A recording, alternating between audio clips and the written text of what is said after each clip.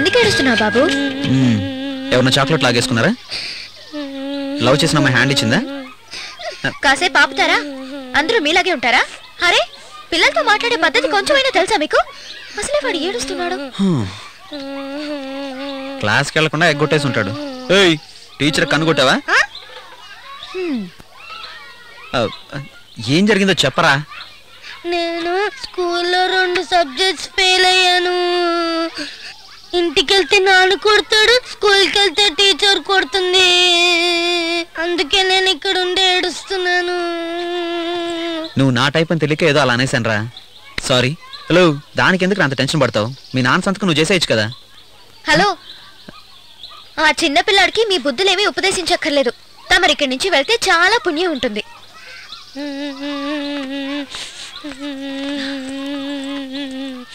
చూడు బాబు, అలా చేయడం తప్పు. శ్రద్ధగా చదువుకుని మంచి మార్కులు తెచ్చుకో. Okay, bye. అదేం పేరెంట్స్ పిల్లల్ని పెంచడంలో సరైన కేర్ తీసుకోకుండా తప్పంతా పిల్లలదే అంటే పాపం పిల్లలేం చేస్తారు? బాగా ఏడుస్తున్నాడు పాపం. ఛా, నేను అప్పటి నుంచి చూస్తూనే ఉన్నాను. వాడెవడో పిల్లాడి గురించి చూపించే ఇంట్రెస్ట్ లో 1% నా మీద చూపించుంటే ఈ పాటికి మన ప్రేమ సెటిల్ అయ్యింది. కాదండి, ఆ పిల్లాడి గురించి వాళ్ళ అమ్మ నాన్న శ్రద్ధ తీసుకుంటారు. మరి నా సంగతి ఏంటి చెప్పండి? మీకు ఇదంతా అర్థం కాదని తెలిసి కూడా మీకు చెప్తున్నాను చూడండి. మీరు నన్ను చాలా డీగ్రేడ్ చేస్తున్నారు. ఇప్పుడు ఏంటి, స్కూల్కి వెళ్ళి ఆ పిల్లాడి ప్రాబ్లం సాల్వ్ చేయాలి, అంతే కదా? రండి రండి. ఈ మొక్కనికి చాక్లెట్ ఒకటి. నీ పేరేంట్రా? ప్రీతం. ఈ పేరు పెట్టుకుని నువ్వేం బాగుపడతావురా? గురుజీ, వీడు లైఫ్ లో బాగుపడ్డు. ఇలారా. మీ నాన్న పేరేంట్రా? మంగరాజు. బతికాం. గౌతమ్ ప్రసాద్ అన్నావు కాదు. Please SIT down. థాంక్యూ.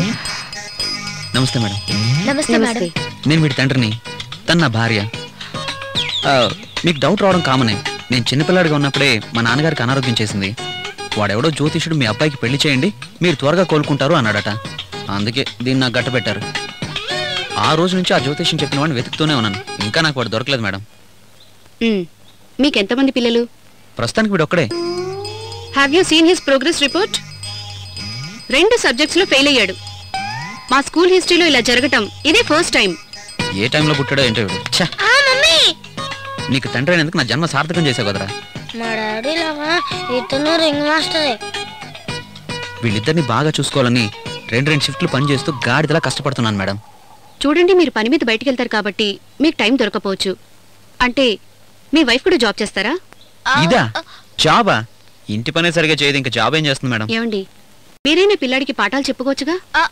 నేను చెప్తాను మేడం. రోజులో సగం టీవీ సీరియల్స్ చూడడం, అందులో నగలు చీరలు ఎలాంటివి వేసుకున్నారో వాటి గురించి చుట్టుపక్కల ఆడాలతో డిస్కస్ చేయడమే సరిపోతుంది. మీరే చూడండి మేడం, ఒక బాబుకి తల్లయండి ఎలాంటి బట్టలు వేసుకుందో.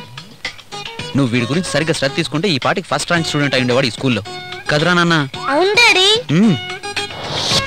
ఇకనైనా వీడి గురించి శ్రద్ధ తీసుకుంటావా లేదా? నీకు ఎంత చెప్పినా అంతే. ప్రపంచంలో వేరే ఎవరు దొరకనట్టు నా మెడకు తగులుకున్నావు. ఏ జన్మలో పాపం ఏమో నిన్ను చేసుకుని అనుభవిస్తున్నాను. చూడమ్మా, పిల్లల విషయంలో తండ్రి కంటే తల్లి ఎక్కువ బాధ్యత వహించాలి. టీవీ సీరియల్స్ కంటే మీ అబ్బాయి జీవితమే మీకు ముఖ్యం కదా. చూసావా ప్రీతం, నీకోసం మీ నాన్నగారు ఎంత కష్టపడుతున్నారో.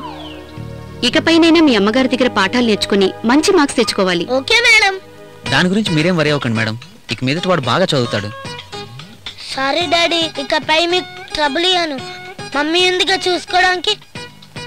అవును కదా మమ్మీ.